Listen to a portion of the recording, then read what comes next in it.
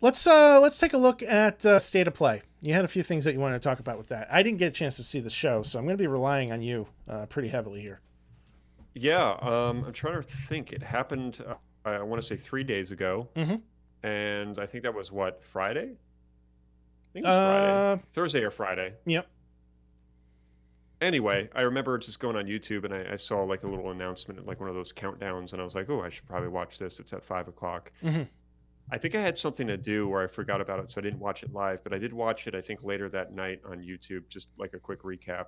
I gotta be honest, I didn't really watch the whole thing Mm. because I thought, I don't really have a lot of time. I'm tired, so like I'm just gonna scrub through it on YouTube. I was on my TV, so I could see actually what I was scrubbing through, and I was just kind of like, no, no, no, not really interested.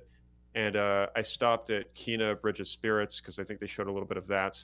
And then ultimately, I think the biggest takeaway was the Final Fantasy VII Intergrade, Mm. which we can definitely talk about. And I guess this is kind of short and sweet because I was hoping for again some other titles I was looking forward to, like Horizon, uh, Frozen Wilds, and or not Frozen Wilds. What was it called I again? think Oh, it. Forbidden West. Yeah, yeah. Frozen Wilds is one of the DLC Yeah, packs. yeah. So I was looking forward to games of that kind of caliber, God of War, just some stuff to kind of drive the hype in a little bit more. Mm. But it was kind of interesting to see this Final Fantasy VII Intergrade, which I did not see coming, especially considering that it's not really a new game; it's just essentially DLC. Yeah. So fill me in on this. Like it's an entire DLC based around Yuffie. Yeah, so it comes out June 10th of this year. Mm-hmm. Yuffie is making her comeback. She looks quite a bit different. Mm.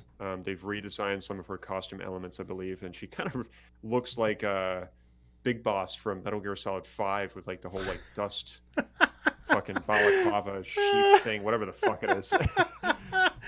So that's kind of odd. I wasn't expecting that, but it was nice because I do want to see some of those characters return, like Sid and Yuffie and Mm. Vincent.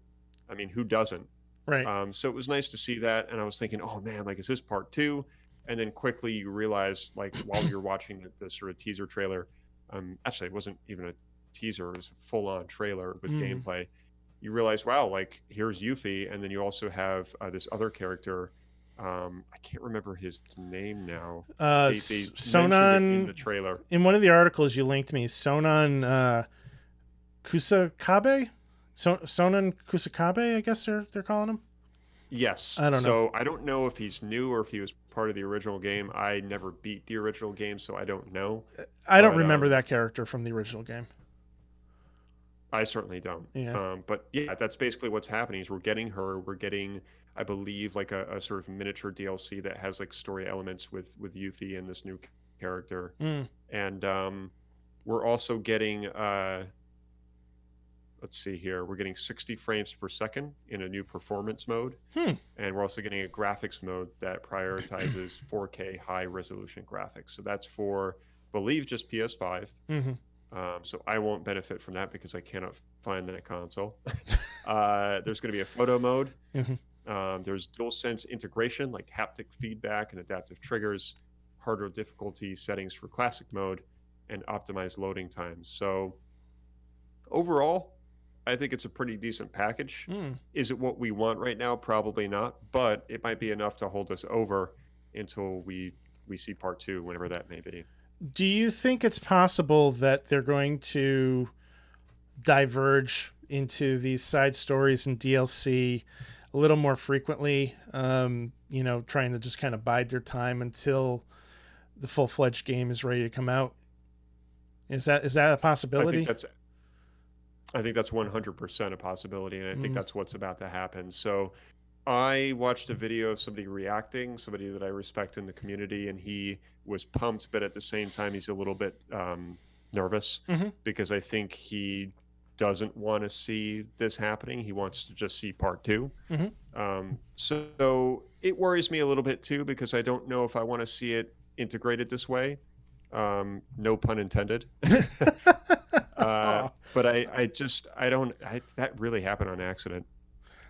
I just don't know if I want to see it. implemented. Let's say Right. it like that. Right. I don't want to see it implemented this way with like DLC introducing new characters, but still kind of taking place in Midgar. Right. I'd rather see like let's see part two. Let's something a little bit more robust. Mm. So we'll see. I think it's exciting. I think that it's cool that it's free if you own the original FF7 remake. So it'll be free for me, I guess. Oh, is it? Okay. Yep. So you can upgrade your base game at no extra cost, bring everything over, including your save file apparently as well. However, it says here that you will need a PS5 with a disk drive if you previously purchased a physical version Mm. for the PS4. That makes sense, Right. I guess. Yeah. Um, Interesting.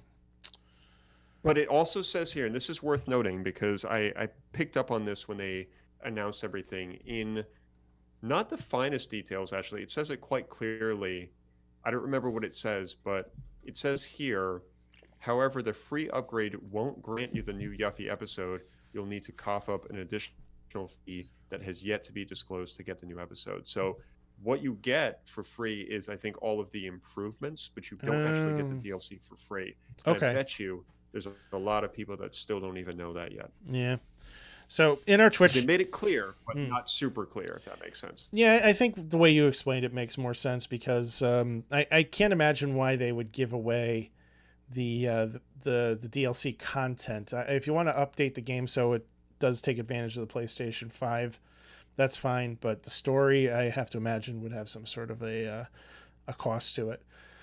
And Epic Outro says he hopes it comes to Xbox soon. So do I. But I don't feel like that's in the cards with this one for whatever reason. At least not in the near future. I never thought I'd see Final Fantasy 7, 8, or 9 on a Microsoft platform, and here we are. They're on there, just the old versions. So yeah, and Jimmy, you're right. Drew and I spoke about this before the show. Yeah, Son of His Fitch says if you get it from PS Plus, you can't upgrade it to PS5. Yeah, from what we understand, that is true, which is disappointing because although I don't have a PS5, I am going to be getting this game on the PS4 when it comes out for PS Plus. So I think that's perfect for you, man. It is, especially because I was so on the fence with it after the demo.